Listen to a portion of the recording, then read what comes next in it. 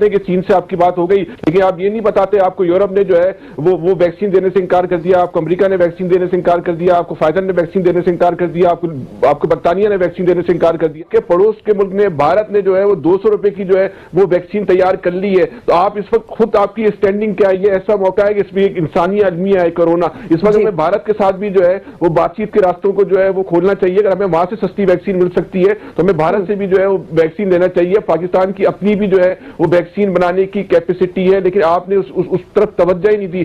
آپ نے سوچا ہوا ہے کہ آپ نے ہر چیز کو بھیک اور خیرات کی شکل میں لینا ہے. اس قوم کو آپ نے جو ہے وہ بیکاری بنا کے اور چونکہ پلان نہیں کرتے ہم ہمیشہ دیر کر دیتے ہیں اور پھر بھاگتے ہیں کہ جی اچھا جی وہ کیا ہو گیا، ہمیں بتایا ہی نہیں. پرائم منسٹر کہتے نہیں ہے مجھے کسی نے بتایا ہی نہیں، ہم نے گندم کی ایکسپورٹ کی اجازت دے دی، ہم نے چینی کی ایکسپورٹ کی اجازت دے دی.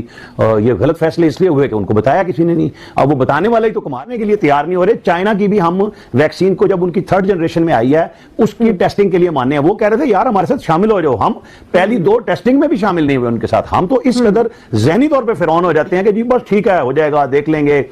اب یہ وہ وقت ہے کہ اب اسی طرح ایمرجنسی کی صورت میں ویکسین کے لیے بھاگیں.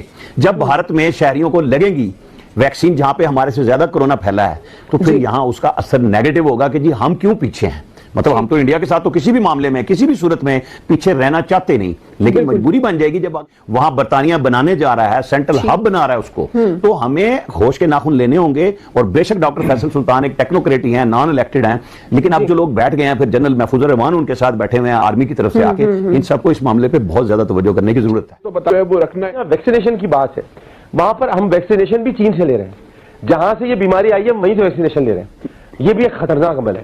اب میں سمجھتا ہوں کہ ہمیں ویکسینیشن کہیں اور سے اس کی تیاری کرنی چاہیے اور لینی چاہیے. اب فائزر نے بنانی شروع کی تھی، کیا ہوا سنا تھا، میں نے تو سنا تھا، مجھے کہیں سے آواز آئی تھی کسی وزیر کی یا کسی کی کہ بہت جلد ویکسینیشن یہاں پہنچ رہی ہے اور پہلے بزرگوں کو لگائی جائے گی، اس کے بعد پھر جوانوں کی طرف آئیں گے. تو وہ اچانک آواز غائب ہو گئی، پتہ نہیں کہاں چلی گئی. اب یہ سننے میں آ رہا ہے کہ چائنا سے آئے گی.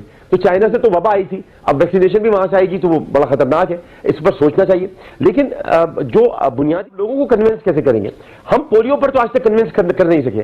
ہم جب ویکسینیشن کے لیے جاتے ہیں، ہماری پولیو ٹیم کی جو ورکرز ہمارے جاتے ہیں، ان کو یہ کہہ دیا جاتا ہے مذہبی حلقوں کی طرف سے، کچھ مذہبی حلقے، میں سب کو نہیں کہہ رہا، کچھ شدت پسند لوگ وہ یہ کہتے ہیں کہ یہ ہمیں معذور کرنے کے لیے آئے، یہ ہمیں خطرناک بیماری کوئی ایسی ہے جو ہمارے اندر یہ ڈالنے کے لیے آئے. تو اب اگر ویکسینیشن کے لیے جائیں گے تو پھر پولیو ورکرز کی طرح اگر ان پر حملے شروع ہو گئے تو اس کو بھی روکیں گے کہ نہیں روکیں گے؟ کیونکہ پاکستان میں یہ منظر ہم دیکھ چکے ہیں اور یہ منظر ہمارے سامنے، کیونکہ بہت سے لوگ کورونا کو مزہ موجودہ حکومت